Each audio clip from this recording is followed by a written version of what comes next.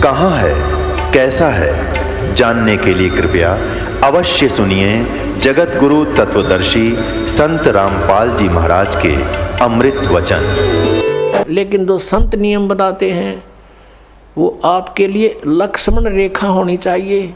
उसका उल्लंघन करते सीता का कितना विनाश हुआ, बिरानमाटी हुई और दुनिया मरवा दी। और उन्होंने कहा था इससे बाहर मत जाना तो सुरक्षित रहेगी। तो उस परमात्मा ने जो नियम हमें बना कर दिए हैं ये लक्ष्मण रेखा समझ लेना। अब जैसे एक विवाह हो रहा था किसी का, सामने डीजे बजावे, नाचे कूदे, बहन भी बेटी भी सारी, उनके फोटो उतार रखे। अगले दिन बारात में जा रहे थे, भाई का विवाह था लड़के का, तो उस शहर से यानी रोहतक से कलानौर के पास एक दुर्घटना होगी। वह दुल्हे वाली कार ही टकराएगी किसी दूसरे से, 5-6 मर गए, उसी दुल्हा भी मर गया और उसी परिवार के रिश्तेदार वो खुद मिलकर 5-6 एट द स्पॉट मृत्यु होगी। अगले दिन पेपर में आ रहा था उनका हाहाकार मचाते, बाढ़ पड़ रही, बहन बेटियां बुरी तरह रो रही है, एक दूसरे से लिपट रही है। अब बजा लो डीजे, कोई बात हुई यहाँ पर। तो संत कहते हैं जैसे नानक साहब जी से भक्त प्रसन्न करा करते कोई अनजान से कि महाराज जी आप यहाँ कुछ खोए खोए से रहते हो। तो उन्होंने कहा था भी ना जाने काल की कर डारे, किसी भी ढल जा पास आवे, और जिनाते सरते मौत खुड़क दी उन्होंने केड़ा हंसावे। हमें अपनी मौत दिखाई दे कि ना बेरा के बिजली गिर जाए, यहाँ तक टाइम सा पास करना हमने। फिर पूछा कि हे भगवान क्या आप कभी प्रसन्न नहीं होते? कि प्रसन्न होता हूँ जब मेरे अनुयायी मेरे द्वारा निश्चित किए हुए सत्संग के दिन वापस आ जाते हैं तो उस दिन मुझे खुशी का कोई ठिकाना नहीं रहता। क्यों? क्योंकि मुझे ये खुशी होती है कि इनको कोई काल का दूत नहीं टकराया, इनकी भक्ति का नाश नहीं किया, ये सुरक्षित हैं अभी तक। और जब ये यहाँ से जाते हैं, संसार में सब काल के ही ज्ञान से प्रभावित लोग हैं, ये मुझे चिंता बन जाती है कहीं इनको कोई भ्रमित ना कर दे और इनका जीवन नाश कर दे। क्या कहते हैं कि साध मिले साड़ी शादी होंदी और विछड़ दें दिलगिरी वे, अखदे नानक सुनो जी हाँ ना मुश्किल हाल फकीरी वे। कि साध मिले ये भक्त साध संगत जब वापस आती है मुझे आत्मा में बड़ी खुशी होती है कि ये सुरक्षित है, इनका कोई दीमक नहीं लगा काल का। और जब ये जाते हैं तब मुझे दिलगिरी होती है, दुख होता है कि मुश्किल हाल फकीरी वे, फकीरी माने साधना भक्ति, ये बड़ी मुश्किल बना दी काल के दूतों ने। जगह जगह एक गांव में मन 10-10 ढूंढे लाए बैठे हैं, कोई वैसे कोई क्रिया करते हैं, कोई झाड़ा लाता है। मिसगाइड करने वालों का कोई अंत नहीं। साध मिले साढ़े शादी होंदी, विछड़ जाए दिलगिरी वे, अखदे नानक सुनो जी हाँ ना मुश्किल हाल फकीरी वे। तो क्या कहते हैं कि ना जाने काल की कर डारे, किसी भी ढल जा पास आवे, और जिनाते सरते मौत खुड़क दी उन्होंने केड़ा हंसावे।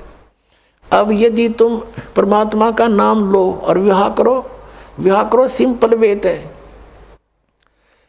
और वैसे नहीं, लोग दिखावा नहीं। जैसे हम इस बात से परिचित हों तब हम इससे हट सकते हैं। जैसे गीता जी अध्याय नंबर 7 के श्लोक नंबर 29 में कहा है कि जो तत्ब्रह्म से परिचित हो गया और सारे अध्यात्म ज्ञान से और सभी कर्मों से परिचित हो गया, वही उस परमात्मा के पाने का, जरा और मरण से छूटने का प्रयत्न करता है, और नहीं कर सकता। वो तो यहाँ बकवाद देना चाहता है। तो आपको ये ज्ञान होगा कि आपने किसी से दहेज ले लिया, परमात्मा कहते तुमने उस दरगाह का मैल नहीं देखा और धर्मराज के तिल तिल का लेखा।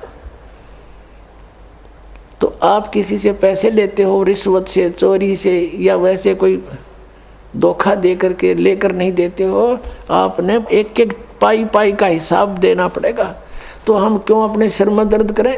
क्या एक दहेज आप लोगे, किसी ने दे दिया आपके 50,000, 1 लाख, 2 लाख गणे दे देगा, क्या उससे आपका सारी आयु व्यतीत हो जाएगी? नहीं हो सकती।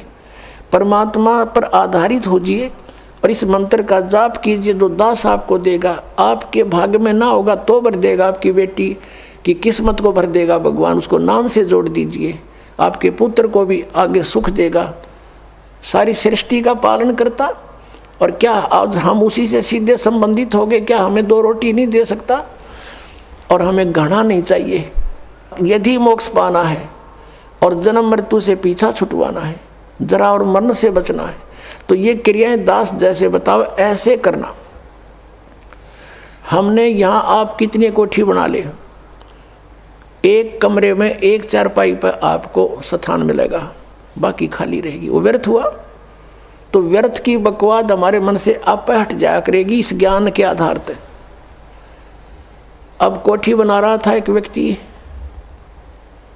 और कोठी तैयार होगी, बैंक मैनेजर था, मुहूर्त करनी थी, संडे का दिन था, कोई सामान की आवश्यकता पड़गी, गोटी सूटी लाने के लिए सारी व्यवस्था कर रखी हैं। थोड़ी देर तो ब्राह्मण करे उड़ाला टोटर पर टोटर उसका करते हैं, फिर गोटी सूटी सारा सौदा शुरू हो जाता है, सब बुला रखे रिलेटिव और सब मित्र। वो खुद कोई सामान लेने के लिए गया था, स्कूटर उठा के यानी टू व्हीलर, और वहाँ एक टू व्हीलर से टू व्हीलर टकरा गई और पड़ गया। पड़ते कनपट्टी लगी फुटपाथ पे, पड़ते वही मर गया। अब चाट ले उसको कोठी ने, कई वर्ष की बात है, जब 3.5 लाख रुपए लगाए थे, पेपर में आई थी। अब वो गधा बन के उसके पीछे खड़ा भी ना होने दे कोई उसने। तो हमने ये देखना कि यहाँ जो हम करने जा रहे हैं ये क्या सांग है। सर्व सोने की लंका थी वह रावण से रणधीरम, एक पलक में राज विराजी जम के पड़े जंजीरम। वो तो सारे सोने के महल बनाए बैठा था, जैसे ईंट गारा हम प्रयोग करते ऐसे सोने की ईंट और उसी की गारा में बना रखे थे। और कहते हैं भक्ति बिना क्या होता ये भ्रम रहा संसार, रति कंचन पाया नहीं रावण चलती बार। 1 ग्राम गोल्ड नहीं ले जा सका रावण जब यहाँ से जाने लगा। तो इन बातों को याद करके हमने इनसे वापस भी हटना है, और हमने अपने प्रत्येक कार्य को ऐसे ढंग से सेट करना जो भक्ति में बाधक ना हो। अब हम दहेज लेते हैं या फिर देवे भीगे, क्योंकि बेटी होगी हमारे भी, एक पैसे वाला तो बकवाद कर देगा, अब गरीब आदमी कहाँ से करे। एक घर में 3 बेटियां चली गई, एक गरीब की है, एक अमीर की है, एक मीडियम साइज की है। अब जो अमीर वाले ने तो दे दिया घना धन, अब मीडियम साइज वाले ने भी दे दिया थोड़ा बहुत, और वो बेचारा गरीब क्या करे, उसकी बेटी रो रही है वहाँ बैठ कर, उस परिवार में आदर नहीं उसका। तो ये इस तरह का हमने इसको समाज को सेट करना है। अब जैसे हम रक्षाबंधन का त्यौहार मनाते हैं, ये क्या तुक हुआ कि बहन भाई को रक्षा इसलिए बांधने जाती है कि उसकी रक्षा करेगा भाई, भाई की रक्षा कौन करेगा।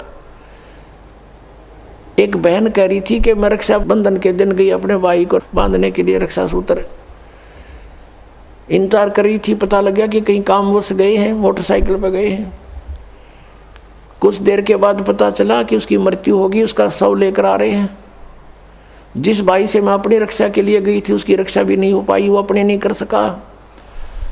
तब उसने ज्ञान हुआ, तब वो कहती है कि सचमुच हम कति भूल में थे। अपने भाई को भी कहा बेटा भाई आ जा, तू भी भगवान का राखी बांध और मैं भी बांधूँ, यानी नाम लो, और ये रक्षा सूत्र आपका सदा साथ देगा, भाई का भी बहन का भी। और बेमतलब बातें कर रखी। उस रक्षाबंधन के दिन किसी का भाई नहीं है तो रोती है कोने में बैठकर वो बहन।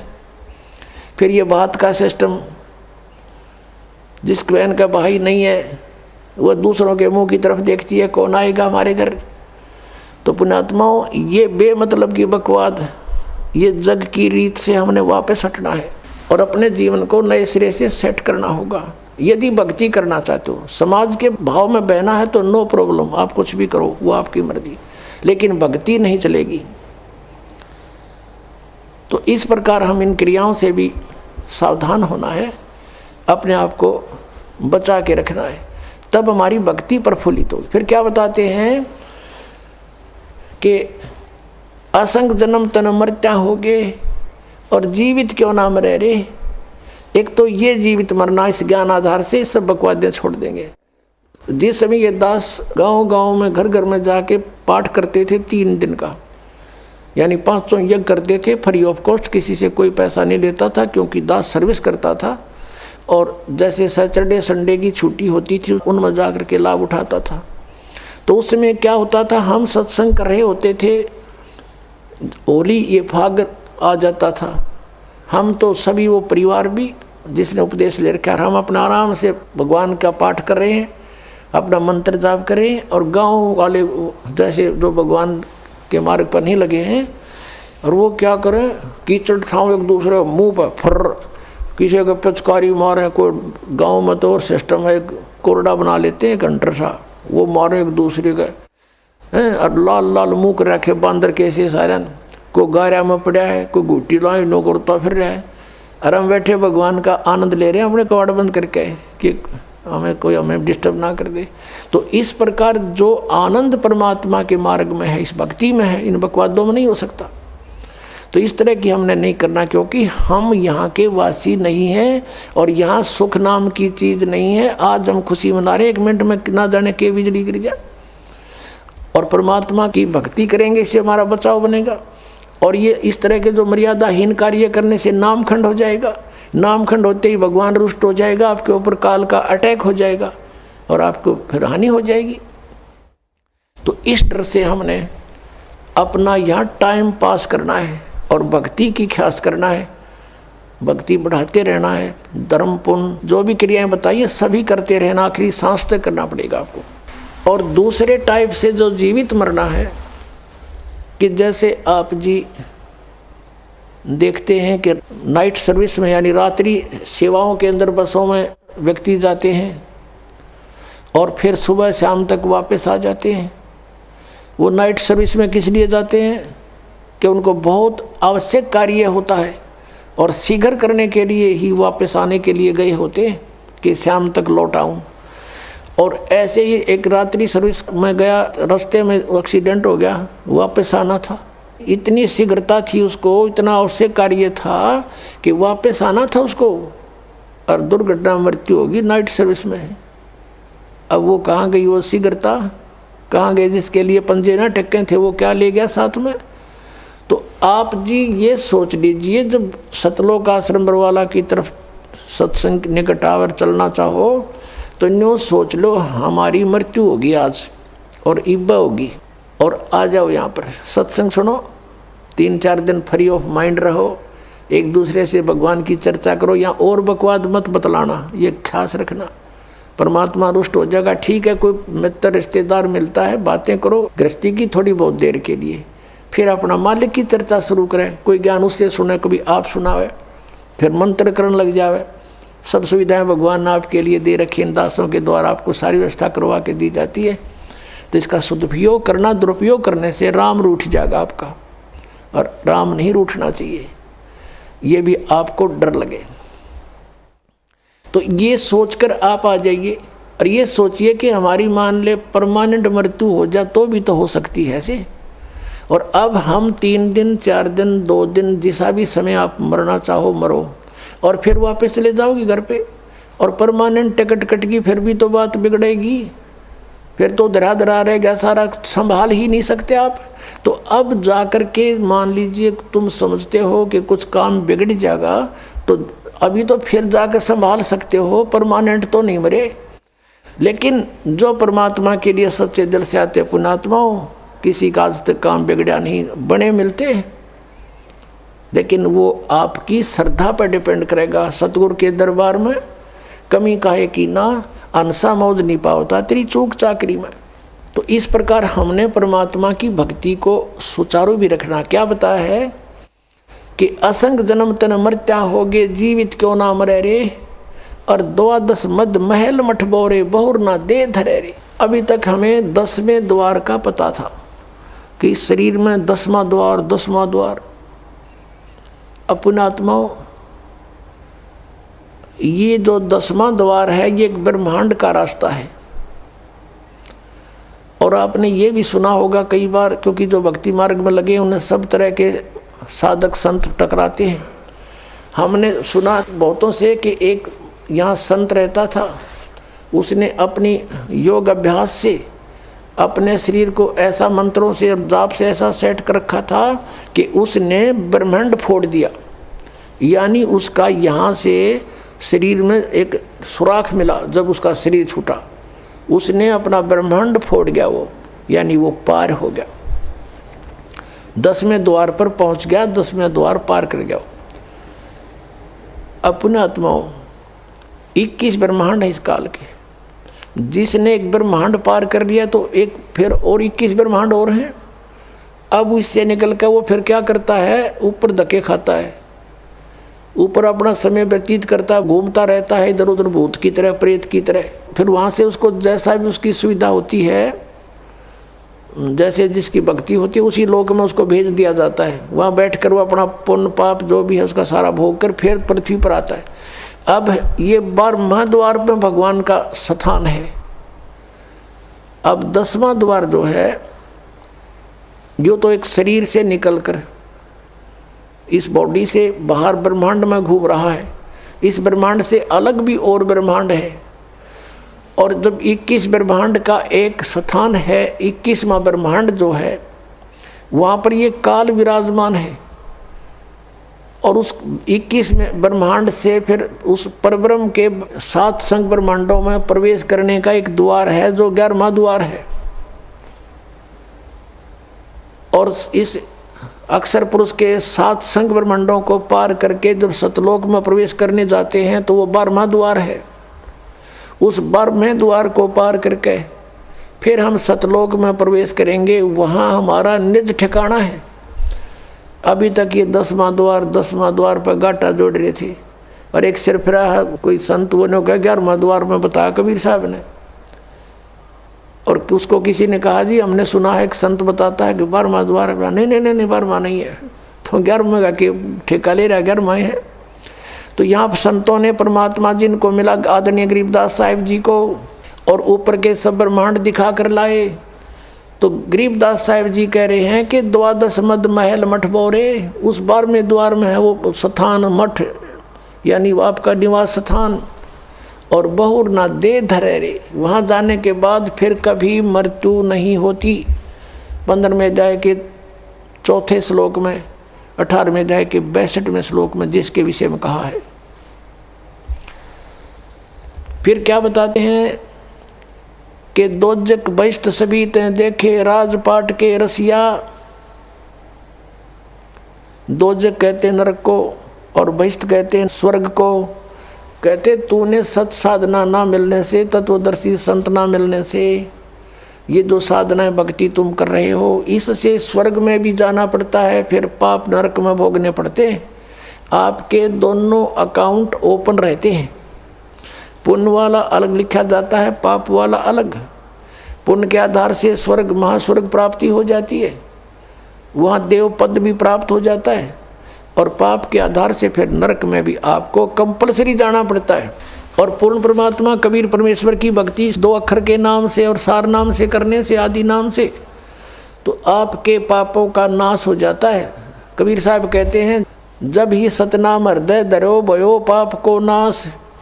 और जैसे चिंगारी अग्नि की वाई पड़े पुराने घास, आपके युगों युगों के संचित कर्म आपके अंतःकरण में लिखे हुए हैं, और धर्मराज के दरबार में वो सुरक्षित हैं।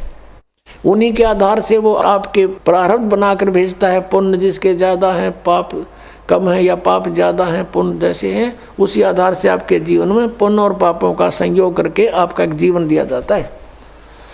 तो पुण्यों के आधार से आपको सुख मिलता है, पाप के आधार से आपको कष्ट आपदाएं आती हैं। तो परमात्मा जब आपके कष्ट काट देगा आपके प्रारब्ध कर्म के, तो सुख है, सुख शेष रहेंगे, वो पाप नहीं आपको भोगने पड़ेंगे। तो क्या कहते हैं कि जब ही सतनाम हृदय धरो, ये 2 अक्षर का नाम, भयो पाप को नाश।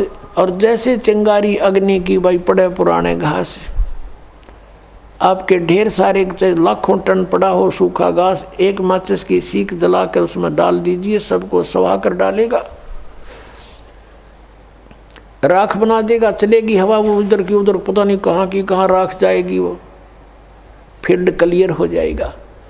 तो क्या कहते हैं जब ही सतनाम हृदय धरो भयो पाप को नाश। और जैसे चिंगारी अग्नि की भाई पड़े पुराने घास, ऐसा नाश कर देगा भगवान। तो क्या कहते हैं दोजक नरक बहिष्ट स्वर्ग, दोजक बहिष्ट सभी तें देखे राजपाट के रसिया। इस राजपाट के सुख को भोगने वाले, इसमें आसक्त अज्ञान प्राणी। और 3 लोग से तरपत नाही, ये मन भोगी खसिया। इस मन की ऐसी गंदी आदत है, इसको 3 लोग भी दे दे तो भी इसकी संतुष्टि नहीं। यदि कोई सरपंच बन जाता है, सोचता है चेयरमैन बनूं, चेयरमैन बन जाता है, सोचे कि एमएलए की बात बने, एमएलए बनते ही सोचता है मैं मंत्री बनूं, मंत्री बनने के बाद अटकल शुरू कर देता है, बिना दाव लगे मुख्यमंत्री, बिना आनंद नहीं। मुख्यमंत्री बनकर सोचता प्रधानमंत्री बनूं, इतने टिकट कट जाए, फिर गदा संतरी बने। तो परमात्मा कहते हैं कि 3 लोग से तर्पत ना ही ये मन भोगी खसिया, 3 लोग दे दे तो भी इसकी संतुष्टि नहीं। अब क्या बताते हैं, सतगुरु मिले तो इच्छा मिटे, यानी संत मिले तत्व ज्ञान दें तो ये बीमारी हटे जिसके लिए हम जीवन नष्ट कर रहे हैं। सतगुरु मिले तो इच्छा मिटे, पद मिल पदे समाना, चल हंसा उस लोक पठाऊं जो आदि अमर अस्थाना। यानी सतगुरु मिलेंगे तो ये तत्व ज्ञान बताएंगे, इससे हमारी इच्छाएं हटेंगी, इन बकवादों की तरफ नहीं जाएंगे। इंद्र दाराज कागदा बेष्टा ना भोगा इंद्राणी नू। जब हमें उस तत्व ज्ञान से परमात्मा के सतलोक के सुख का ज्ञान हो जाएगा, यहाँ की किसी वस्तु में आपकी इच्छा नहीं रहेगी। और यहाँ के स्वर्ग के राजा के राज को भी काग की बीट के तुल्य आपकी आत्मा मारने लग जाएगी। अंतःकरण में ऐसा आपकी भावना बन जाएगी, यह सच्चाई है। जब इंद्र का राज भोगकर फिर गदा बना आग लगे इसे राज के, तो अपने आप आत्मा स्वीकार करेगी, ये मन हट जाएगा, आपको छेड़ाछाड़ी नहीं करेगा फिर, क्योंकि आत्मा जाग जाएगी। अभी तक हम ये मन बकवाद करके यही फंसाए रखता है कि सतगुरु मिलेंगे तो यह इच्छा मिटेगी। और पद मिल पदे समाना, पद के 2 अर्थ यहाँ पर है। एक तो जैसे गीता जी अध्याय नंबर 15 के श्लोक नंबर 4 में कहा है कि उसके पश्चात तत्वदर्शी संत मिल जाए, जब परमेश्वर के उस परम पद की खोज करनी चाहिए, जहाँ जाने के बाद साधक फिर लौटकर संसार में कभी नहीं आते, और जिस परमेश्वर ने सब ब्रह्मांडों की रचना की है। और गीता ज्ञानदाता कहता और की भक्ति नहीं, केवल उसी की साधना करो तो वो परम पद मिलेगा, सतलोक। और पद मिल पदे समाना, यानी दूसरा पद वे ऑफ वर्शिप, पद्धति, पूजा की जो सत साधना है भक्ति की, उस पद मिल पदे समाना। जब सही भक्ति का मार्ग और 2 अक्षर का नाम मिल जाएगा, सतनाम, जिसमें एक ओम है, एक तत्गुप्त है, और आदि नाम मिलेगा, तब तुम्हें मोक्ष होगा। इन 5 नामों से मोक्ष नहीं, अन्य लाभ यहाँ संसारिक हैं बस। और वो 5 नाम नहीं है जो निरंकार ओंकार, ये नहीं, ये तो यूजलेस है। तो क्या बताया कि वो सही पद्धति, वो सही पद आपको मिलेगा भक्ति का मार्ग। तो उस पद मिल पदे समाना, उस सत साधना की प्राप्ति के उपरांत आपको वो परम पद मिलेगा, जहाँ जाने के बाद फिर लौटकर संसार में साधक नहीं आते। जरा और मरण सदा के लिए आपका समाप्त हो जाएगा। और ये कैसे होगा? पद मिलने से, पद्धति मिलने से, वे ऑफ वर्शिप ठीक होने से। पद मिल पदे समाना। फिर क्या बताते हैं? चल हंसा उस लोक पठाऊं जो आदि अमर अस्थाना। यानी आदरणीय गरीबदास साहब जी कहते हैं, जिनको परमात्मा मिले थे छुडानी गांव में, सतलोक से चलकर आए थे और उनको ऊपर लेकर गए थे, सब ब्रह्मांडों की सती थी, अपनी समर्थता से उनको परिचित करवाया था और फिर उनको वापस छोड़ दिया था उनकी बॉडी में। आदरणीय गरीबदास साहब जी गांव छुडानी, जिला झज्जर, हरियाणा में उनका जन्म हुआ था। 10 वर्ष के बालक थे। परमात्मा उनको निकाल कर ऊपर ले गए थे, आत्मा को, जीवात्मा को, और शरीर नीचे रह गया था। 5-6 घंटे लग गए थे। गांव वालों ने सोचा ये मर गया है, अंतिम संस्कार के लिए चिता पर रख दिया था। फिर परमेश्वर ने वापस वो आत्मा भेज दी कि जा बॉडी का नाश करवा देगा काल। तुरंत आगे उठकर फिर ये ज्ञान बोलने लगे। वो बता रहे हैं कि उस सतलोक के अंदर क्या सुख है। चल हंसा उस लोक पठाऊं जो आदि अमर अस्थाना, सदा से अमर है, जिसका कभी नाश नहीं होता। शाश्वतम स्थानम। गीता जी अध्याय नंबर 18 के श्लोक नंबर 62 में कहा कि अर्जुन तू सर्वभाव से उस परमेश्वर की शरण में जा। यानी गीता ज्ञानदाता से अन्य है, वो परम अक्षर ब्रह्म है। उसकी कृपा से ही तू परम शांति को और शाश्वतम स्थानम, आदि अमर अस्थान, उस सनातन परम धाम को प्राप्त होगा। और यहाँ गरीबदास साहिब जी कह रहे हैं कि सतगुर मिले तो इच्छा मेटे, पद मिल पदे समाना, और चल हंसा उस लोक पठावें जो आदि अमर स्थाना। वहाँ क्या सुख है? चार मुक्ति जहाँ चंपी करती माया होरी दासी, दास गरीब अब है पद पर से वो मिले राम अविनाशी। अविनाशी राम मिलेगा। अपनात्मा यहाँ की जो साधना इस काल सत्र की, ब्रह्म सत्र की चार मुक्तियाँ बताते हैं, और इन चार मुक्तियों का निर्धारित समय होता है। उसके बाद वो जीव उन मोक्ष को प्राप्त करके समाप्त करके स्वर्ग महास्वर्ग में फिर दोबारा इस पृथ्वी लोक पर अन्य योनियों प्राणियों के शरीरों को प्राप्त करता है।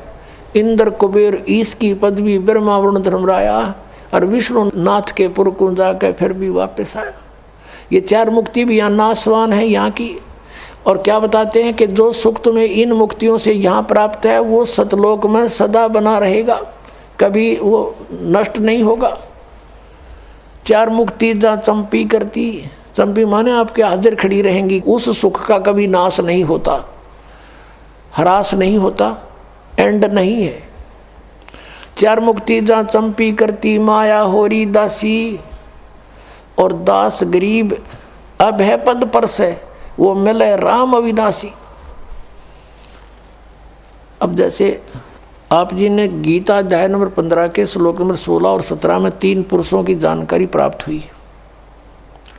सरपुरुष तो सीधा ही सर्वान नाशवान पुरुष माने प्रभु, 21 ब्रह्मांड का स्वामी, ये ब्रह्म काल ज्योति निरंजन है।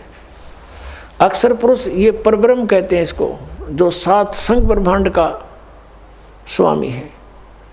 इसकी लंबी उम्र आपको बता दी कितनी है, फिर भी इसकी मृत्यु है। इसलिए 15वें अध्याय के 17वें श्लोक में कहा कि उत्तम पुरुष है तो अन्य परमात्मा इति उदाहरते।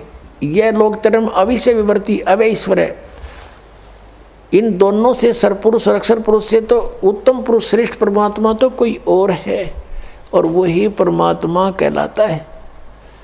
परमात्मा का अर्थ है कि जो कभी दुख नहीं दे, श्रेष्ठ आत्मा, कोई मृत्यु नहीं किसी चीज़ का, उसके अंतर्गत उसकी शरण में उसके राज्य में कोई अभाव ना हो, किसी प्रकार का कष्ट नहीं देता, वो भगवान यानी परमात्मा श्रेष्ठ आत्मा होता है।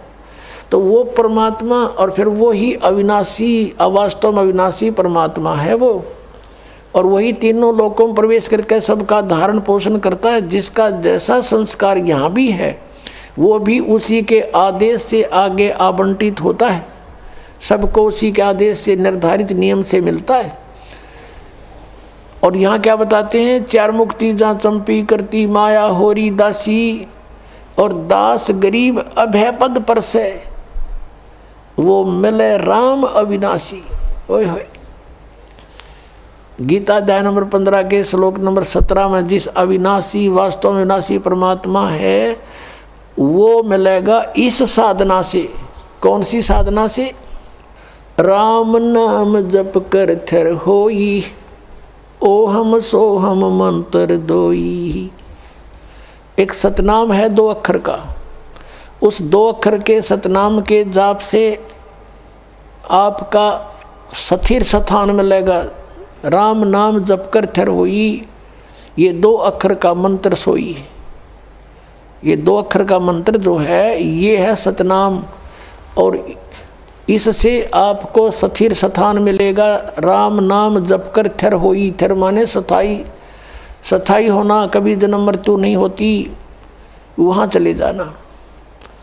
अब जैसे एक नामदेव जी महात्मा हुए हैं, जैसे आपको कल भी बताया था, वो पहले ओम नाम का जाप ही करते थे। भले उन्होंने गुरु भी बना रखा था, फिर भी अपनी साधना अपने आधार से ही करते थे, और उसमें पूर्व जन्म की ऐसी सिद्धि भी थी कि उसके कारण परमात्मा ने ही अपने भक्तों की इज्जत रखने के लिए, भक्ति को बनाए रखने के लिए उसके लिए मंदिर भी घुमा दिया था परमात्मा ने। परमेश्वर कबीर साहब चाहते हैं कि भक्ति का नाश ना हो, इनमें आस्था बनी रहे। भगवान है वो ऐसी लीला कर सकता है, और ये काल भगवान चाहता है कि इनको ऐसी साधनाएं बताऊं इनसे कुछ लाभ इनको हो नहीं, ये नास्तिक हो जाएं और भगवान की खोज ही बंद हो जाए। जैसे महात्मा बुद्ध था, पिछले पुण्यकर्मी प्राणी था, स्वर्ग से आया हुआ था, राजा का लड़का था। ये राज अच्छा नहीं लगा क्योंकि वो उस राज के तुलना में ये कुछ भी नहीं है। सीधा स्वर्ग से आने वाले के साथ या और बने। घर भी त्याग दिया, साधना करने लगा, हठ योग शुरू कर दिया। प्राण निकलने को हुए, एक माई ने उसके मुंह का खीर लगा दी गया के अंदर वटवृक्ष के नीचे। धीरे धीरे उसने वो चाटनी शुरू की, आंखें खुल गई, फिर उठ गया, फिर भोजन ठीक खाने लगा। फिर उसने कहा था starvation could not lead to salvation, भूखा मरने से भगवान नहीं मिल सकता। ये उसकी अपनी सोच थी। और फिर उसने जो अपने सत्र का कोई अध्ययन किसी शास्त्र का नहीं किया, पिछले पुण्य अच्छे थे, स्वयं बैठकर साधनाएं करने से कुछ सिद्धियाँ आ गई, उनके वचन में शक्ति आ गई, बोलने की शैली अच्छी होगी, श्रोता बहुत थे, तो पूरा चीन उनका अनुयायी हो गया, पूरा चीन देश। और अनुयायी क्यों हुए थे? भक्ति के लिए। वो भी भक्ति ही कर रहा था। और उनसे बताए गए भक्ति के विधि से, पद्धति से, पद से उनको कोई आध्यात्मिक लाभ नहीं हुआ। और धीरे धीरे वो कति नास्तिक हो गए कि भगवान नहीं है, और पूरे देश में कानून बना दिया कि भगवान की चर्चा नहीं करना। और काल यही चाहता है, ऐसे दूत भेजूं जैसे राधा स्वामी पंथ है, और इसे निकले हुए जितने पंथ, जय गुरुदेव पंथ, ये सच्चा सौदा पंथ, इनको पहले तो सुनते हैं कुछ लाभ हुआ इनके गुरुओं से, अरे भी इनकी ब्रांड मट्टी और ये के घर में अच्छा दुख, भूत इनमें प्रवेश कर रहे हैं, क्योंकि वो स्वयं भूत बना शिवदयाल जी। तो कुछ दिनों के बाद अब जो भक्त यहाँ आते हैं, कहते हैं हम पहले ठीक हमारा गुजारा था, 30 साल तक राधा स्वामी पंथ में थे, लुट पिट गए, गाड़ियाँ बिक गई, दुकान बिक गई, हमारा बुरा हाल हो रहा है, पत्नी का ऑपरेशन हो रहा है, वाल डिफेक्ट हो गया, अब इनकी दुर्गति हो रही है। तो अब वो कहते हैं हम तो थक चुके थे साधना कर करके, और सोच लिया था भगवान कहीं नहीं है। आपकी पुस्तक मिली, ये सत्संग सुना तो कुछ किरण फिर जागी कि है कहीं भगवान। तो काल चाहता है कि इनका बट्ठा बैठा दूं, ये भक्ति करें नहीं, नास्तिक हो जाओ, टंटा कटे, और वो आवे भगवान या उनका कोई दास आवे, उनका भेजा हुआ कोई संदेश वाहक आवे, तो कोई सुने नहीं भक्ति को। सुनेंगे तो यह बात हृदय में जचेगी सच्चाई सारी। तो इस कारण से उसने ये ऐसा कर रखा। तो परमेश्वर जब भी कोई लीला की है नौनी, उसी परम पिता ने आके की है वो सारी, ताकि इनमें भक्ति की आस्था बनी रहे और भक्ति जीवित रहे इस पिछली पीढ़ी तक। अब यहाँ तक इस भक्ति को लाना था परमात्मा ने। अब ये भक्ति अंतिम सांस गिने थी, ये सत्कर मान लेना। और 10-20 वर्ष के अंदर ये सब भक्ति खत्म हो जाती, कोई नहीं राम नाम लेता, और सोच लेते परमात्मा कहीं नहीं है। ऐसे समय में परमात्मा ने आके फिर आप पर मेहर बख्शी है। आप पुण्यात्मा हो, पहले से चार्जड हो, आपके अंदर पिछले जन्मों से भक्ति की प्रेरणा फिर से जाग रही है। इसके कारण आप कोई कहीं किसी पंथ के मिले, कभी किसी संत से मिले, आप भटक रहे थे, आपको ये सत संदेश मिल गया। तो नामदेव जी कहते हैं कि नामदेव जी के बारे में बताया कि नामा छिपा ओम तारी, पीछे सोहम भेद बिचारी, सार शब्द पाया जद लोई, आवागमन भौर नहीं होई। नामदेव जी ने भी इन 2 अक्षर के नाम का, सतनाम का जाप किया। कल आपको बताया था श्री गुरु नानक देव जी के विषय में, उनकी समुद्र की साखी में आपको दिखाया कि वो 2 अक्षर का मंत्र जाप करते थे। और ये संत मत भाग प्रकाश 4 में राधा स्वामी पंथ के सामने सिंह जी कहते हैं 261 पृष्ठ पे कि 2 अक्षर का भेद बतावे, सोए गुरु पूरा कहावे। तो पुण्यात्माओं, इस दास के ऊपर मेहर हुई। परमात्मा ने ये 2 अक्षर का भेद बताने की ना ईब से पहले सबको मना कर रखा था परमेश्वर ने, जिनको मिले थे कि ये 2 अक्षर का भेद अभी खोलना नहीं, प्रचार अवश्य करो, लिखते रहो वाणियों में, लेकिन देना नहीं किसी को, क्योंकि कि ये सतनाम और ये आदि नाम है। सतनाम सार्वजनिक जरूर कर दिया था, आगे दान करने का अलाउड नहीं था, लेकिन सार नाम फिर भी गुप्त रखा। परमात्मा कहते हैं सोहम शब्द हम जग में लाए और सार शब्द हमने गुप्त छुपाए। वो सार नाम अभी तक छुपा रखा था। अब इस दास पे कृपा की है, क्योंकि अब ये सभी पंथ नष्ट हो जाएंगे। नष्ट का मतलब है ये वहाँ नहीं रहेंगे, इनके साधक उनके साथ नहीं रहेंगे। जब इस ज्ञान का पता लगेगा, कौन नहीं चाहता भगवान को, कोई महामूड होगा तो पड़ा रहेगा वहाँ पर, उसका कोई लेखा ही नहीं, उसका तो अकाउंट ही नहीं इस मार्ग में। अब क्या बताते हैं कि चातुर प्राणी चोर हैं और मूड मुग्ध हैं ठोठ, संतों के निकाम के इनको दे गलजोट। अब ये चतुर प्राणी थे जो हजूर जी से दोगे और हम ऊंची मंजिल में जाते हैं, बड़े दूर खबर लेकर आते हैं, टट्टू का भी ना पता, इन सतनाम का नहीं पता, ये गए कौन सी मंजिल में होंगे। अंडरस्टूड है ये, इनके नाम साधना के सारे व्यर्थ, वो 2 अक्षर का नाम नहीं, फिर पूरे गुरु कहाँ थे ये राधा स्वामी वाले। तो पुण्यात्माओं से प्रार्थना है कि परमात्मा ने जो इतना कुछ प्रयत्न किया है, इतने समय तक इंतजार किया है, भी समझ लो इसको और आ जाओ भगवान के चरणों में, कल्याण हो जाएगा। बोलो सतगुरुदेव।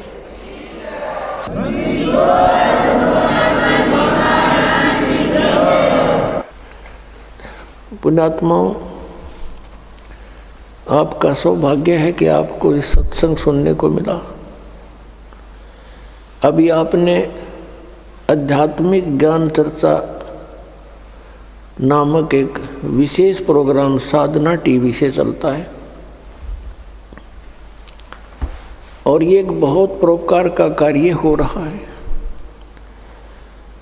उन महापुरुषों के विचार भी आपके समक्ष होते हैं और उधर से इस दास के विचार भी जो सदग्रंथों में विद्यमान है, विद प्रूफ है, प्रमाण सहित जनता के सामने आते हैं।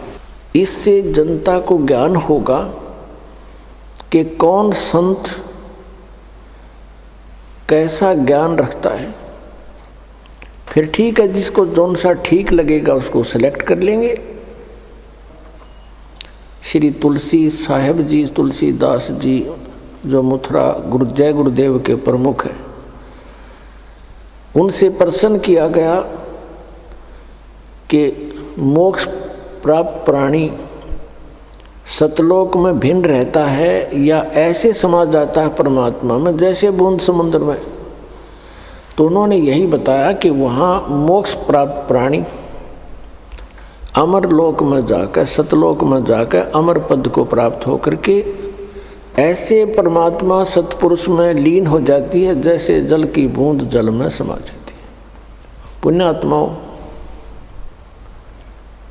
इनको सतलोक का कख भी पता नहीं, क ख भी ज्ञान नहीं लोगों को, और करोड़ों जीवों को मिसगाइड कर दिया, भ्रमित कर दिया। जैसा कि ये दास बार बार बताता है कि ये जितने भी गुरुपद पर विराजमान है ये बहुत पुण्यात्मा है पूर्व जन्म की, और ये काल के फंस गए, इनका दुरुपयोग कर रहा है, अपने लिए इनको प्रयोग कर लिया, जीवों का नाश करने के लिए इनको गुरुपद पर बैठा दिया। और इनको पिछले जन्म से थोड़ी बहुत सिद्धि भी होती है।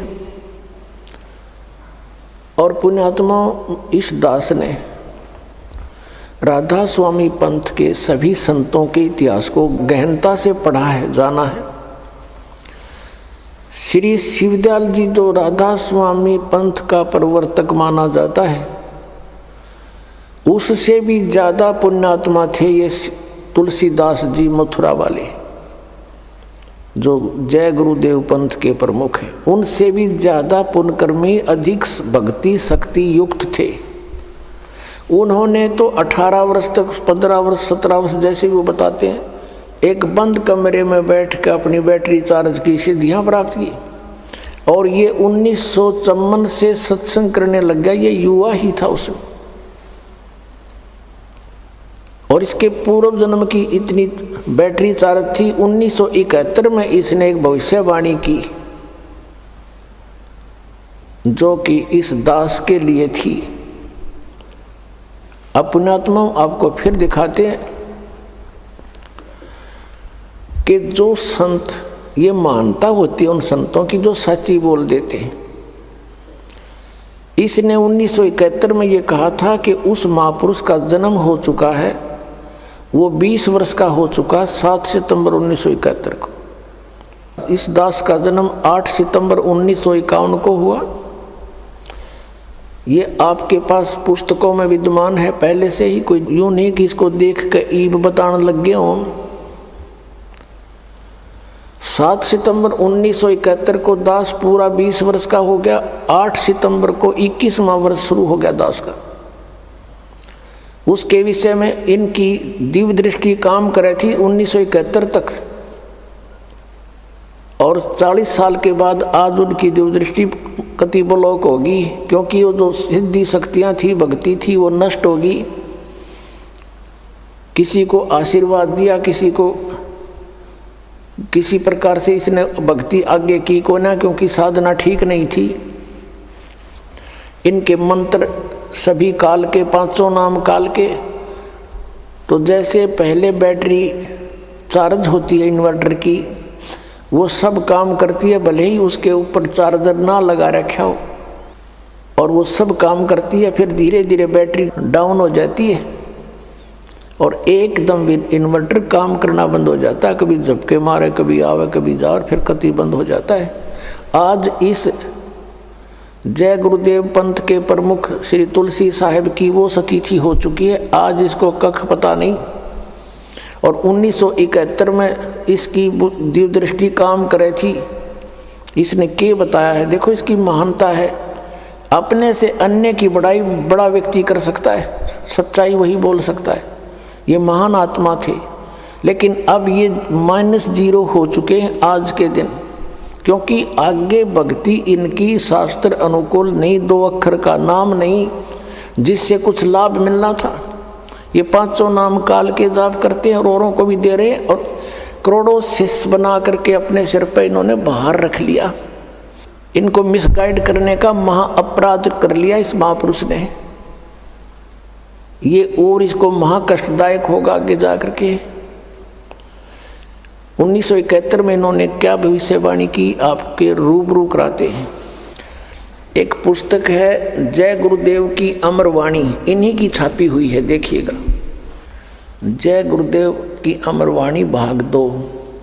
हरिओम मंदिर का लटकटवा दिया इसने, करोड़ों रुपये, अरबों रुपये लगा दिए इसमें। बताइए क्या काम आओगा इसके मेरे पास है। ये है ये महाराज, इनके हाथ गल चुके हैं अभी, पैरों में भी डिफेक्ट हो गया बेचारे के, क्योंकि सत साधना मिली नहीं। पुण्यात्मा थे, भगवान के लिए निकले थे। ये कहाँ से, प्रकाशक कौन है, दिव्या शर्मा, 88 साकेत कॉलोनी, मथुरा उत्तर प्रदेश। मुद्रक हैं अर्जेंट प्रिंटर्स, पुराना बस स्टैंड, मथुरा उत्तर प्रदेश। अब देखिएगा इसके 50 पृष्ठ पर आपको दिखाते हैं। ये 50 पृष्ठ है। शाकाहारी पत्रिका 7 सितंबर 1971 को इसने अपनी स्टेटमेंट दी है। इस पत्रिका में यह छपी थी, उसमें से संग्रह करके पुस्तक बनवाई है। 7 सितंबर 1971 को ये क्या कह रहे हैं कि वो महापुरुष 20 वर्ष का हो चुका है। दास का जन्म 8 सितंबर 1951 को हुआ, तो 7 सितंबर 1971 को ये दास रामपाल दास 20 वर्ष का हो चुका था। 8 सितंबर को 21वां वर्ष शुरू हो जाता है। इन्होंने क्या कहा है यहाँ से देखिएगा। ये है, ये यहाँ से हम यहाँ से पढ़ेंगे अपने मतलब की। इसके अंदर जो लिखा है, वह अवतार जिसकी लोग प्रतीक्षा कर रहे हैं 20 वर्ष का हो चुका है। कब? 7 सितंबर 1971 को। और यदि उसका पता बता दूं तो लोग पीछे पड़ जाएंगे। अभी ऊपर से आदेश बताने के लिए नहीं हो रहा है। मैं समय का इंतज़ार कर रहा हूँ और सभी महात्माओं ने समय का इंतज़ार किया है। समय आते ही सबको सब कुछ मालूम हो जाएगा। 7 सितंबर 1971 को। अब 59 पृष्ठ पर देखो।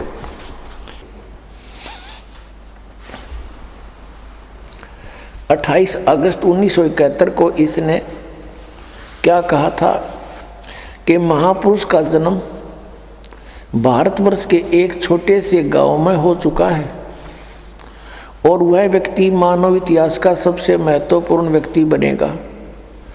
उसे जनता का इतना बड़ा समर्थन प्राप्त होगा कि आज तक किसी को नहीं मिला है। वह महापुरुष नए सिरे से विधान को बनाएगा और वह विश्व के संपूर्ण देशों पर लागू होगा।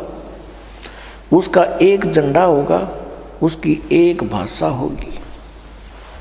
पुण्यात्माओं, यदि इनकी दिव्य दृष्टि काम कर रही होती जो 1971 में करे थी, तो आज ये बता देते कि वो 20 वर्ष वाला व्यक्ति बरवाला में बैठा है, जाओ बच्चों नाम ले लो, कल्याण करवा लो, और मैं भी आ रहा हूँ। और पुण्यात्माओं, इसके हित में है यदि ये महापुरुष सच्चा है और इसने अपनी इस स्टेटमेंट की याद आ जावा 1971 वाले की, तो ये कम से कम अब इसकी दिव्य दृष्टि तो काम कर नहीं रही, कम से कम उसके ऊपर पुनर्विचार करके अपना पाप मुक्त हो सकता है। सब अनुयायियों को कह दे कि भाई जाओ वहाँ से दीक्षा ले लो।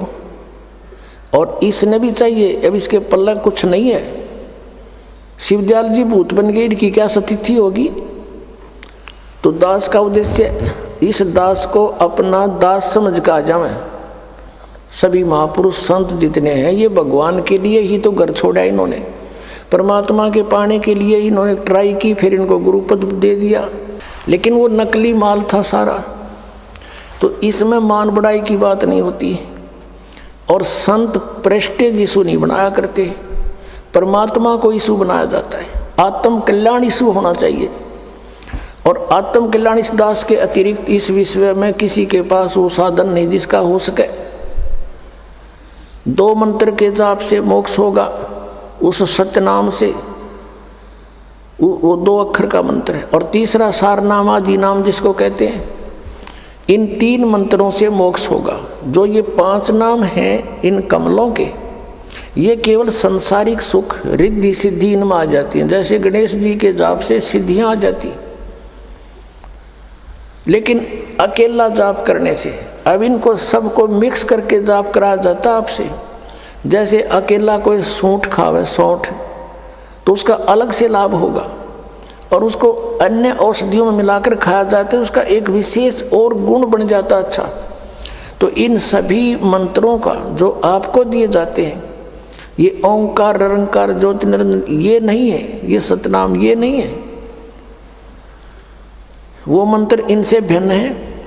और ये 2 अक्षर का मंत्र, इसमें एक ओम मंत्र है, एक तत् है, और एक सारनाम है। धर्मदास तो 1,00,000 दुहाई, ये सारनाम की तबार न जाई। अब इस सतनाम के जाप से मोक्ष होगा। अब इनके सामने एक समस्या और आवेगी। जैसे तुलसीदास जी पुण्यात्मा हैं, लगभग ये 80 वर्ष से ऊपर इनकी आयु हो चुकी होगी, 90 भी होगी। अब ये सोचेंगे कि हमने इतने वर्ष तक साधना की, उसका क्या बनेगा? यही प्रश्न स्वामी रामानंद जी ने परमेश्वर कबीर जी के सामने रखा था कि हे बच्चा, वैसे तो परमात्मा को पहचान लिया था उन्होंने, फिर भी मालिक के आदेश से वो कह रहे थे कि आप मुझे एज ए शिष्य ट्रीट करना। आदेश मानकर परमात्मा का वो रामानंद जी कह रहे हैं कि हे बच्चा, आपको मैंने पहचान लिया, आपके सचखंड सतलोक को मैंने देख लिया। ब्रह्मा विष्णु महेश की स्थिति से ये दास खूब परिचित हो गया, ये पूर्ण परमात्मा नहीं है, मोक्षदायक नहीं। और अभी तक मैं विष्णु जी को इष्ट मानकर पूजा करता था, और आपने संकेत दिया तो मैंने इन ग्रंथों को देखा। सचमुच गीता जी में भी 3 गुणों की पूजा व्यर्थ बताई है, रजगुण ब्रह्मा, सतगुण विष्णु, तमगुण शिव जी। 7वें अध्याय के 12 से लेकर 15 मंत्र में गीता जी। लेकिन एक शंका का समाधान कीजिए भगवान, अब मैं 104 वर्ष का हो गया और 16 वर्ष की आयु से मैं घर त्याग कर भक्ति करने लगा था। अब मेरी उस भक्ति का क्या होगा? अब उसका क्या बनेगा? आप पुण्यात्माओं, परमात्मा ने कहा कि आप अभी तक मैट्रिक तक की पढ़ाई पढ़ रहे थे, 10वीं तक की पढ़ाई पढ़ रहे थे, और इसी को बार बार इसी में रिपीट होते रहे, इसी में दोबारा प्रवेश पाते रहे। मृत्यु होगी, स्वर्ग गए, वहाँ पुण्य खत्म किए, फिर आगे फिर यही पढ़ाई पढ़ने लगे। अब इससे आगे की पढ़ाई पढ़ो, और वो सिलेबस अलग है और उसके टीचर भी अलग होते हैं। तो आपका कुछ नहीं बिगड़ा है। आप ये भक्ति शुरू करो जो ये दास बतावेगा, परमेश्वर कहते हैं। तो रामानंद जी कहते हैं कि मैं अब कैसे इस पढ़ाई को पूरा कर सकूंगा।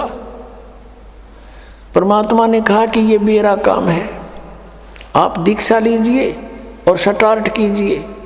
और कहा कि जीवन तो थोड़ा ही भला, जब सत सुमरण हो और लाख वर्ष का जीवना कोई लेखे दरे नहीं कोई। अगर सत साधना है, शास्त्र अनुकूल साधना है, 2 मंत्र की साधना है, तो जीवन तो थोड़ा ही भला। जब ये सच्चा सुमरण हो, ये सही मंत्र हो और लाख वर्ष इस गलत साधना के से कहते लिखत रहने को। और पुण्यात्मा इस सतनाम के एक सिमरण का ये श्वास से सिमरण होता है। कबीर साहब कहते हैं, कहता हूँ कई जात हूँ, कहूँ बजा के ढोल, और श्वास जो खाली जात है यूँ 3 लोग का मोल। आइए अब हम उन श्रद्धालुओं के अनुभव जानते हैं जो जगत गुरु तत्वदर्शी संत रामपाल जी महाराज जी से दीक्षा प्राप्त कर चुके हैं तथा उनके द्वारा बताए गए भक्ति मार्ग पर चल रहे हैं। नमस्कार जी। नमस्कार सर। क्या नाम है बहन जी आपका? प्रतिमा दासी। बहन जी आप कहाँ से आए हैं? भगत जी में जिला सतना एमपी। बहन जी संत रामपाल जी महाराज से नाम दीक्षा आपने कब ली? सर मैंने 5 फरवरी 2018 को संत रामपाल जी महाराज से दीक्षा ली। बहन जी संत रामपाल जी महाराज से नाम दीक्षा लेने से पहले क्या आप कोई भक्ति साधना भी करते थे? सर मैं संत रामपाल जी महाराज से भक्ति साधना करने से पहले मैं देवी देवता की पूजा करती थी, खास करके काली माता की मैं बहुत भक्ति करती थी। 9 दिन मैं व्रत उपवास करती थी, जो कि मैंने पानी भी नहीं पीती थी, निर्जला उपवास करती थी और पैरों पे चप्पल भी नहीं पहनती थी और 9 दिन बहुत भक्ति करती थी। ये भक्ति साधना करते हुए मुझे कोई लाभ तो नहीं हुआ, पर ढेर सारी हानियाँ हुई। सबसे पहले तो मुझे ये हानि हुई कि मेरे को हमेशा बुखार और मेरे को पेट पे दर्द बना ही रहता था, जिसके कारण मैं किसी भी कार्य में ध्यान नहीं लगा पाती थी, ना पढ़ाई पे, किसी भी चीज़ पे। और जब मैं मंदिर जाती थी, किसी भी तरह की कोई भी मंदिर में जाती थी, तो मुझे ना महाकाली जैसा प्रकोप होता था, तांडव टाइप का करती थी, डांस करती थी उन्हीं की तरह। और महाकाली का सीरियल वगैरह कुछ भी देखना मुझे बहुत पसंद था, मतलब महाकाली मुझे बहुत अच्छी लगती थी।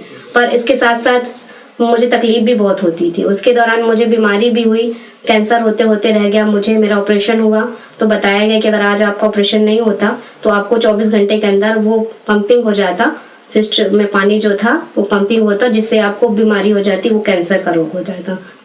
तो फिर संत रामपाल जी महाराज की शरण में आप कैसे आए? सर मेरे को एक दिन, जहाँ मैं जॉब करती थी, ऑफिस था, कलेक्ट्रेट ऑफिस में मैं जॉब करती थी, वहाँ पे प्राइवेट सेक्टर पे एक शिष्या थी संत रामपाल जी महाराज जी की, जिनका नाम मंजू दासी है। उनके हाथ पे मैंने वो टेली काउंटर देखा था, तो मैंने पूछा था कि ये क्या चीज़ है, मुझे बताओ। तो उन्होंने संत रामपाल जी महाराज के बारे में बताया मुझे, और मैंने उनको अपनी समस्या बताई कि अगर मुझे ये समस्या ठीक होती है तो मैं गुरु जी से नाम दीक्षा लूंगी। तो उनके बताने अनुसार उन्होंने मुझे मंदिर लेके गई। उन्होंने कहा आप केवल मंदिर चलो मेरे साथ और आपको कुछ भी नहीं होगा, आप मेरे साथ रहोगे। सर मैं मंदिर पे गई उनके साथ, और जैसे ही मंदिर में मैं जाती हूँ, जैसे कि दरवाजे से ही मुझे वो चीजें चालू हो जाती थी, मैं नाचने लगती थी। मगर जब उनके साथ गई तो जब तक वो मेरे साथ थी मुझे कुछ भी नहीं हुआ। मुझे लगा ये कैसे, मुझे बहुत सॉफ्ट लगा कि आखिर मुझे हुआ क्यों नहीं कुछ, क्योंकि मुझे हर मंदिर में होता था, पर उनके साथ जब मैं गई तो मुझे कुछ भी नहीं हुआ। तो मैंने कहा कुछ तो पावर है आपके पास, आपके गुरुजी में, जो मुझे ये चीजें होने नहीं दे रही है। तो फिर मैंने उनसे पूछा कि आखिर मुझे ये संत रामपाल जी महाराज जी से दीक्षा लेने के लिए मुझे क्या करना पड़ेगा। तो उन्होंने बताया, सबसे पहले उन्होंने जीने की राह, ज्ञान गंगा, गीता तेरा ज्ञान, हमने 3 पुस्तकें बताई, जिनमें से मैंने जीने की राह उनसे ली। और जीने की राह जो मैंने सृष्टि रचना पढ़ा तो मेरे समझ में आई कि ये भक्ति कैसी थी और हम कर कैसे रहे थे। भक्ति हम जो कर रहे थे वो शास्त्रों के विरुद्ध कर रहे थे, मगर जो भक्ति गुरु जी बताते हैं, संत रामपाल जी महाराज बताते हैं, वो शास्त्रों के अनुकूल है। वो साधना हमें करने से हर तरह का लाभ मिलता है। तो जैसे ही मैंने जीने की राह को स्टडी किया और 3 दिन मैंने एक दिन रात एक कर दिया। जैसे मैंने उसको पूरा स्टडी किया, उसके बाद मुझे ज्ञान हो गया कि आखिर शास्त्रों के अनुकूल साधना है क्या और उससे मुझे कैसे लाभ मिलेगा। जैसे ही मैंने उसको गुरु जी से नाम दीक्षा ली, संत रामपाल जी महाराज जी से, वैसे ही मुझे नाम दीक्षा लेने से पहले ही सारे लाभ होने लगे। मुझे वो चीजें जो भूत प्रेत बाधा थी, जो मुझे तकलीफ थी, सारी छू हो गई। और 5 फरवरी 2018 को मैंने संत रामपाल जी महाराज जी से दीक्षा ली। तो क्या संत रामपाल जी महाराज से नाम दीक्षा लेने के बाद आपको कोई लाभ प्राप्त हुए? जी सर, मुझे सभी सुख मिलने लगे। जो कि पहले ऐसा बिल्कुल भी नहीं था। मैं अपने बॉडी पे हमेशा एक भारी भारी सापन, सर पे भारी भारी सा बोझ लेके रहती थी। मैं किसी से कुछ बात भी नहीं करती थी, मैं बहुत गुमसुम रहती थी। पर जैसे ही संत रामपाल जी महाराज जी से मैंने नाम दीक्षा ली, वैसे ही मुझे लाभ होने लगे और मैं खुश रहने लगी। और जब मैं भूत प्रेत बाधा से परेशान थी तो काफी तांत्रिक के पास गई, मैं मंदिर में गई, काफी धाम घूमे कि यहाँ ऐसा करो वहाँ वैसा करो, कराती रही। और यहाँ तक कि मैं डॉक्टर के पास भी गई तो भी कुछ भी नहीं हुआ। मैं 4 साल तक काफी परेशान थी। पर जैसे ही संत रामपाल जी महाराज जी से दीक्षा ली, उसके पहले से ही मुझे भूत प्रेत बाधा दूर हो गई और उस समस्या से मैं निजात हो गई। मुझे थायराइड की बीमारी थी, जो कि दवा चल रही थी मेरी कंटिन्यू। डॉक्टर ने बताया था, पहले तो क्लियर ही नहीं हो रहा था, काफी डॉक्टर के पास गई। फिर लास्ट जब बीबी गुप्ता इंदौर के डॉक्टर हैं जो MBBS, उनके पास गई, तब उन्होंने फाइंड किया कि आपको थायराइड है और काफी ज्यादा था और मैं चल भी नहीं पा रही थी। बहुत जल्दी जल्दी थोड़ा सा भी चलती थी तो मुझे सांस फूलती थी और चक्कर भी बहुत ज्यादा आता था। जब गुरु जी से, संत रामपाल जी महाराज जी से नाम दीक्षा ली तो धीरे धीरे वो भक्ति करने से थायराइड की बीमारी मेरी ठीक हो गई। आप रिपोर्ट भी देख सकते हैं, मैं अपने साथ रिपोर्ट भी लेके आई। मुझे जो थायराइड था, इस रिपोर्ट पे आप देख सकते हैं कि मुझे थायराइड था, बट गुरु जी की, संत रामपाल जी महाराज की दया से मुझे थायराइड अब बिल्कुल भी नहीं है, मैं स्वस्थ हूँ। मेरे को छोटी बहन ने गुरु जी को, मतलब जो संत रामपाल जी महाराज है, उनको चेक करने के लिए उनकी भक्ति कितनी शक्ति है, उनमें कितना पावर है, इसके लिए उन्होंने, मेरी छोटी बहन ने मुझे चाय पे जहर दे दिया था, जहर की गोलियां दे दी थी, टैबलेट, जिसकी वजह से मुझे, उनको ये लगा था कि ये मर जाएगी और भक्ति नहीं करेगी। अगर इसके, संत रामपाल जी महाराज में अगर शक्ति है, पावर है, तो इसे बचा लेंगे। तो जैसा कि उनका जो डाउट था वो क्लियर हुआ। जैसे ही मैंने वो जहर पी लिया था, लगभग थोड़ा सा ही बचा था, तो मुझे काफी पेट पे जेलसी हुई और मुझे लगा कि मैं बेहोश भी होंगी। तो मैंने दंडवत करके संत रामपाल जी महाराज के सामने, प्रतिमा के सामने, और जैसे ही उनका प्रसाद और चरणामृत लिया, मेरे को कुछ भी नहीं हुआ और मैं आज भी उसी तरह सुरक्षित हूँ। संत रामपाल जी महाराज की वजह से ही आज मैंने जहर जो मुझे पिलाया गया था, उसके बाद भी अगर मैं जिंदा हूँ तो केवल संत रामपाल जी महाराज के द्वारा है। उन्होंने ही मुझे जीवन दान दिया है। बहन जी, संत रामपाल जी महाराज से नाम दीक्षा लेने के बाद आपको बहुत सारे लाभ प्राप्त हुए, तो जो भगत समाज आज आपको देख रहा है और जो लोग दुखी हैं, उनको आप क्या संदेश देना चाहेंगी? क्या वो भी संत रामपाल जी महाराज से नाम दीक्षा लेने के बाद ठीक हो सकते हैं? सर, मैं संदेश देने लायक तो नहीं हूँ, बस इतना कहना चाहती हूँ कि जो संत रामपाल जी महाराज जो साधना बता रहे हैं हमें, वो शास्त्रों के अनुकूल बता रहे हैं।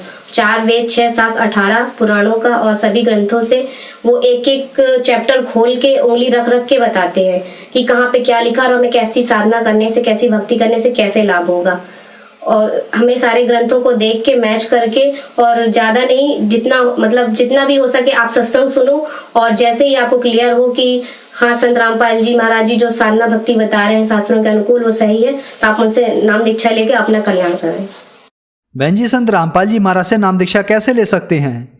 संत रामपाल जी महाराज से नाम दीक्षा लेने के लिए आज तो हर जिले में नामदान सेंटर खोले गए हैं। आप जिस जिले पे रहते हैं उसी जिले पे आप नामदान सेंटर पता कर सकते हैं। न्यूज चैनल पे सत्संग आता है, जिसे आप देख सकते हैं। उसके नीचे पीली पट्टी आती है जिसपे लिखा रहता है कि आप नाम दीक्षा लेने के लिए नंबरों पे कॉल करें, तो आपको पता चलेगा कि कहाँ पे कौन सा नामदान सेंटर किस जिले में।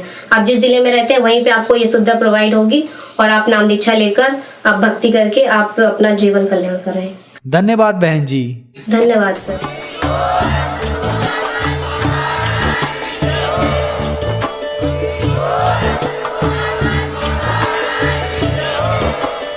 आप सुन रहे थे जगत गुरु तत्वदर्शी संत रामपाल जी महाराज जी के मंगल प्रवचन। अधिक जानकारी के लिए विजिट कीजिए हमारी वेबसाइट www.jagatgururampalji.org। संत रामपाल जी महाराज जी के शुभ आशीर्वाद से पूरे विश्व भर में 500 से भी ज्यादा नाम दीक्षा केंद्र हैं, जिन पर संत रामपाल जी महाराज जी द्वारा ऑनलाइन निशुल्क नाम दीक्षा दी जा रही है। अपने नजदीकी नाम दीक्षा केंद्र का पता करने के लिए संपर्क करें 8222888054।